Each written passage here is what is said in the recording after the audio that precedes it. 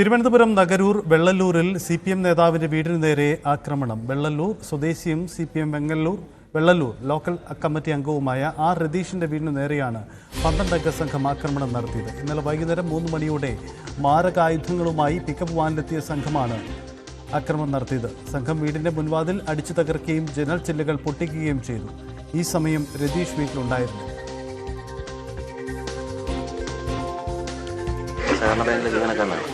ഞാൻ വൈഫെന്നെ ഉച്ചക്കൊരു 3 മണിയോടുകൂടി തന്നെ വിളിക്കുന്നു. ഒച്ചയെ വിളിക്കുമ്പോഴത്തേക്കാണ് ഞാൻ പെട്ടെന്ന് ഫോണെടുക്കാൻ മോളെ ഒരു നിലവിളിയാണ് അപ്പോൾ ഞാൻ കേൾക്കുന്നത്.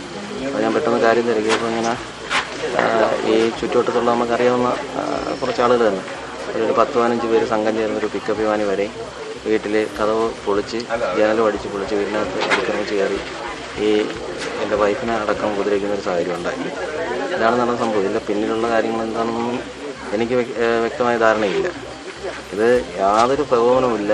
നാട്ടിൽ മാന്യമായി പൊതുപ്രവർത്തനം നടത്തുന്നവരാണ് നമ്മളെ വീട് തന്നെ ആക്രമിക്കുക എന്ന് പറഞ്ഞാൽ ശരിയായ രീതിയും കീഴ്വഴക്കമല്ല. ഉച്ചയ്ക്ക് ഒരു 2:45 ആയപ്പോൾ ഞാൻ ടെറസിൽ തുണി വിരിച്ചുകൊണ്ടിരിക്കുമായിരുന്നു. മോള് ഹാളിൽ TV ആണെന്ന് അമ്മ മുറിയിൽ കിടക്കുമായിരുന്നു.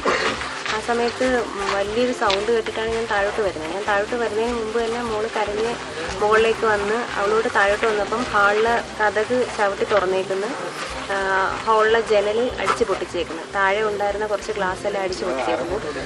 ചോദിച്ചപ്പോഴത്തേക്ക് നിൻ്റെ ഭർത്താവിനെ കൊല്ലുമെന്നൊക്കെ പറഞ്ഞ് ഒരുപാട് ചീത്ത വിളിച്ച് ഒരുപാട് മോശമായിട്ടാണ് അവർ സംസാരിച്ചത്. എന്നെ പിടിച്ച് തള്ളി തറയിലോട്ടിട്ട് നിൻ്റെ ഭർത്താവിനെ ഞങ്ങൾ കൊല്ലും, അങ്ങനെ ഒരുപാട് സംസാരിച്ച് കുറച്ച് നേരം ഇവിടെ നിന്നിട്ടാണ് അവർ തിരിച്ചു പോയത്. അഭിലാഷ് ചേരുന്നുണ്ട്. അഭിലാഷ്, ഇതെന്താണ്? ഇതിന് പ്രകോപനം ഇല്ല എന്ന് പറയുമ്പോഴും മറ്റെന്തെങ്കിലും സംഭവങ്ങൾ ഇതിന് പിന്നിലുണ്ട് എന്ന് സംശയിക്കുന്നുണ്ടോ?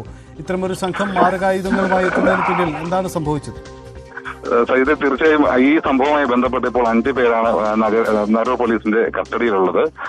ഇത് ഈ രതീഷിന്റെ വീടിന് സമീപത്തുള്ള ക്ഷേത്രത്തിൽ നടന്നൊരു ഉത്സവത്തിൽ ഇടയിൽ സംഭവിച്ച ഒരു തർക്കവുമായി ബന്ധപ്പെട്ടാണ് ഈ അക്രമ സംഭവങ്ങളിലേക്ക് എത്തിയതെന്ന് തന്നെയാണ് പോലീസ് പറയുന്നത്.